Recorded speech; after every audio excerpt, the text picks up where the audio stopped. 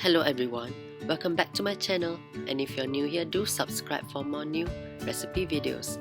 Today I'll be sharing an easy apple pie recipe. These are the ingredients that you're going to need. First, start by combining the dry ingredients together, which consists of all-purpose flour, sugar and salt. Then add in the wet ingredients, that is the oil and milk. Give the mixture a mix. Then start to knead the dough for a bit until the dough is not sticky.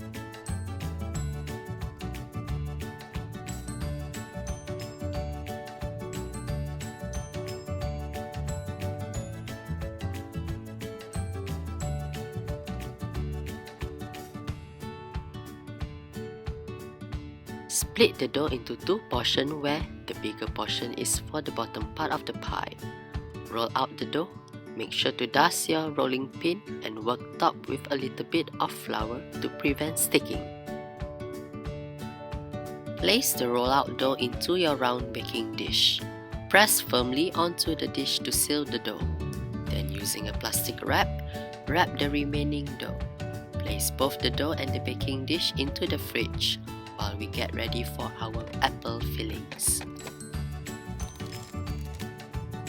Now for the apples, we are going to peel them, and by using an apple corer to take out the core. Then we are going to dice the apple. Make sure not to take too long for this step as the apple will oxidize and turn brown. In a large bowl, combine the apples with brown sugar, nutmeg, cinnamon and tapioca flour. The reason we add tapioca flour is that when the apple cooks, the juices from the apple can thicken and give the filling a shiny, glossy look. Pour the apples into the cold pie dish.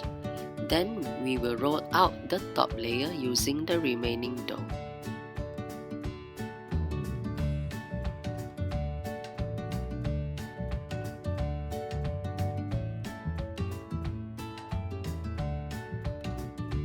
Align the rollout dough and place it on the pie dish. Crimp or seal the ends of the pie so that the pie filling does not spill out. If you want to be a little fancy, here's how to make the pie look nice. Push inwards to the pie by using your thumb and index finger on your left hand. Then on your right hand, index finger, push it outwards to the pie to create a wavy pattern.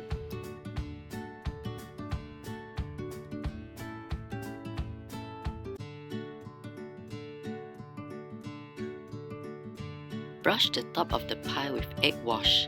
This step is to ensure that the top of the pie looks glossy after it is baked. Using a small knife, make some ventilation holes on the pie to let the steam escape. This also serves as a pattern for the pie. This part is where you can get creative and make any design that you like.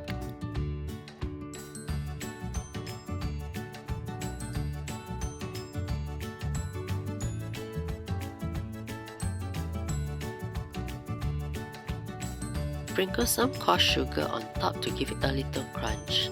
This also adds some sweetness to the pie crust.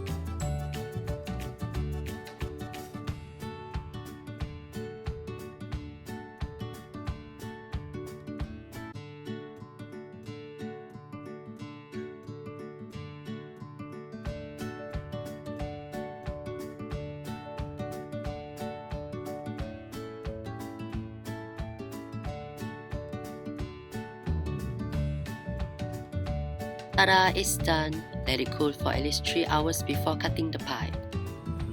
Yummy!